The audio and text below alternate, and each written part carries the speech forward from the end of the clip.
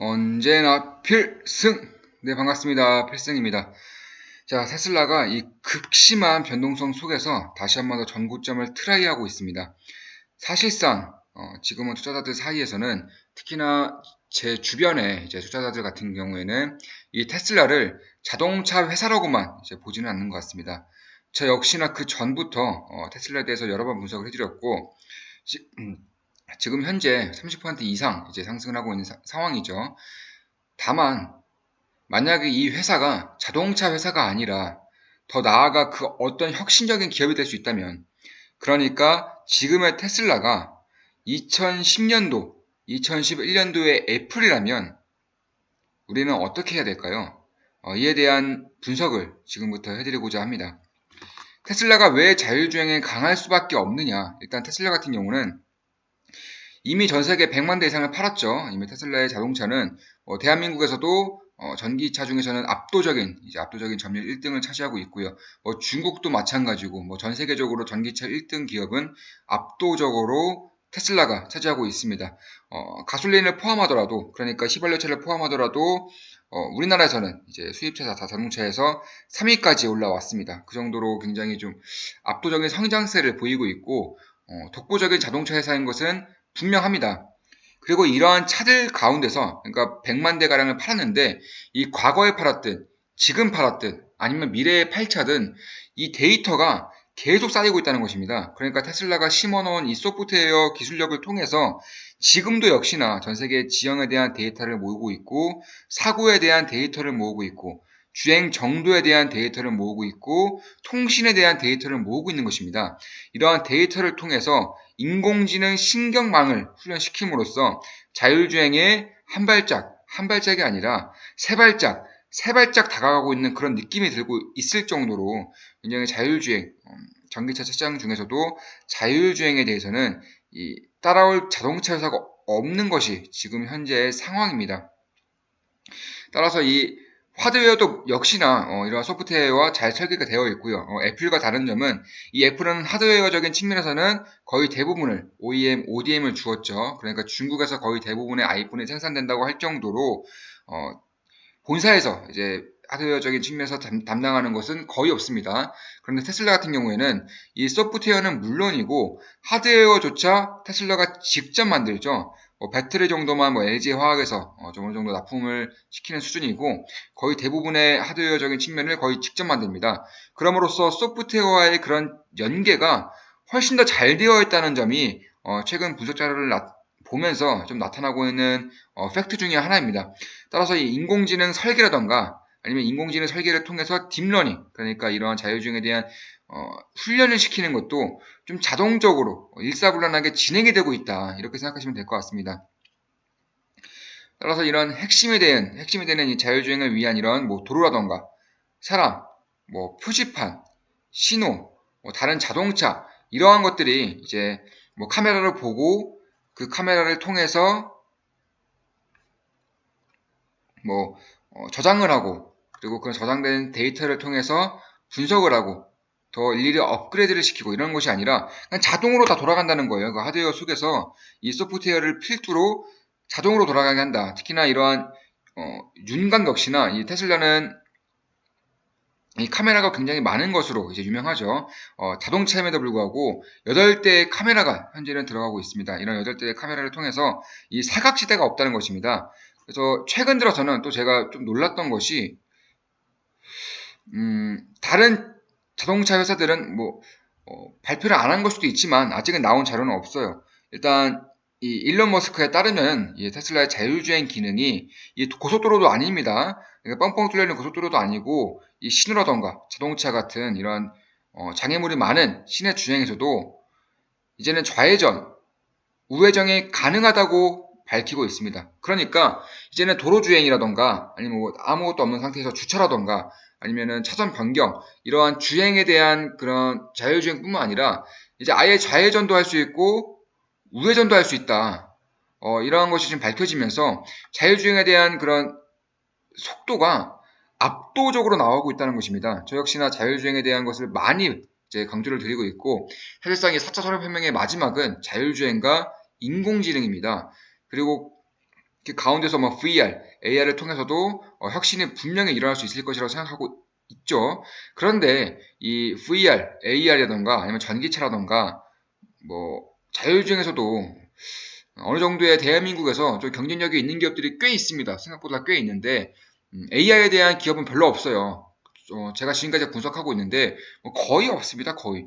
그래서 제가 특히나 강조를 드리고 싶은 점은 대한민국에서 강점을 내세울 수 있는 그런 산업들, 뭐 OLED라던가 전기차 배터리 혹은 그 더 나아가서 자율주행 이쪽을 국내 투자자라면 더욱더 봐야 하고, 만약에 해외 투자도 같이 하고 계신 분이라면은 이 자율주행에 투자를 하시고 계시다, 투자를 하고 싶다. 그런데 중소형주는 잘 모르겠고 기술 분석도 하기가 어렵다 하시는 분들은 딱 두 개 기업만 보시면 됩니다. 구글과 테슬라입니다. 이 구글의 웨이모는 전 세계적으로 자율주행에 대한 데이터라던가 혹은 자율주행 능력이 가장 뛰어나다고 밝혀지고 있습니다. 다만 이 데이터 수집 능력에서 테슬라에 비할 바가 아니죠. 이제 구글 같은 경우는 한정된 공간에서 구글의 테스트 베드를 하고 있지만 테슬라는 전 세계에서 하고 있기 때문에 이 데이터 모이는 속도가 크게 다릅니다. 이러한 점은 테슬라에 대해서 좀 더 웃게 해주는 그런 부분이 있고요. 다만 구글 같은 경우는 인공지능에서 그 어떠한 기업보다 강점을 나타내고 있죠. 이미 몇 년 전에도 이 알파고를 통해서 전 세계를 강타한 경험이 있습니다.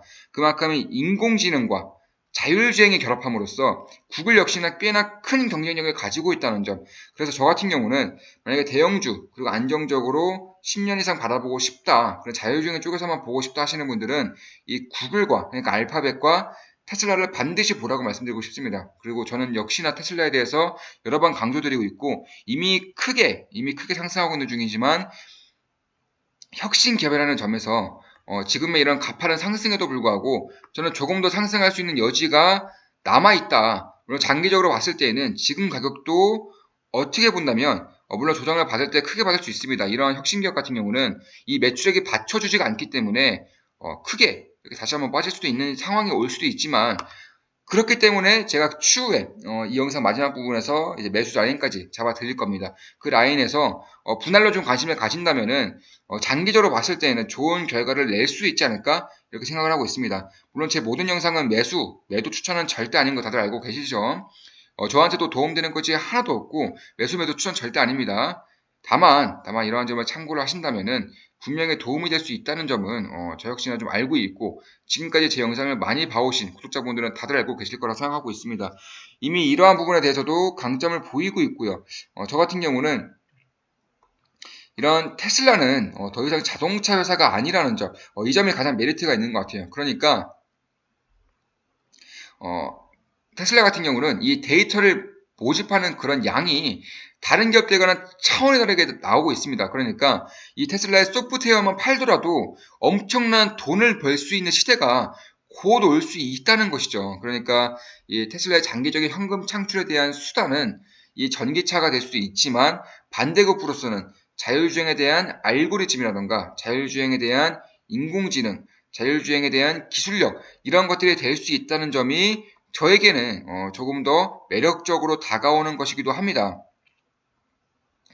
따라서 이러한 자동차뿐만 아니라 이제 이런 데이터들, 이 데이터들을 통해서 더 나아가서는 지형에 대한 데이터도 있을 수 있고요. 아니면 사람에 대한 그런 행동 반경에 대한 데이터가 있을 수 있습니다. 마케팅에서도 충분히 쓸 수 있는 데이터이기 때문에 결국 이 자율주행을 통한 이런 데이터 싸움이 테슬라가 압도적으로 우위에 있다는 점, 특히 자율주행이 버스비보다 안 나온다고 합니다. 이 테슬라 같은 경우는 먼저 우버가 현재 자율주행 플랫폼 중에서 전 세계 압도적인 1등인데, 이 우버가 제공하고 있는 이런 가격이 대한민국 돈으로 대략 한 4,000원 정도가 이제 최소 요금이 택시 요금과 비슷하죠. 지금은 4,000원 정도가 된다고는 하지만 이 테슬라가 제공할 수 있는 이런 자율주행 비용은 1,000원이 안 된다고 합니다. 1,000원이. 그만큼 자동차도 소유하고 있고 소프트웨어도 소유하고 있고 플랫폼도 소유하고 있기 때문에 이러한 가격에 대한 경쟁력이 생기는 것이죠. 이런 것을 봤을 때에도 결국 테슬라는 자율주행을 이끌 수 있는 퍼스트 무버라던가 혹은 늦어도 패스트 팔로워는 될 수 있을 것이라고 저는 생각을 하고 있습니다. 다만 한 가지 좀 문제점이 있죠. 지금은 주가가 너무나도 잘 상승하고 있지만 아직은 미국에 대한 그런 공장 재개가 성공하지 못하고 있습니다.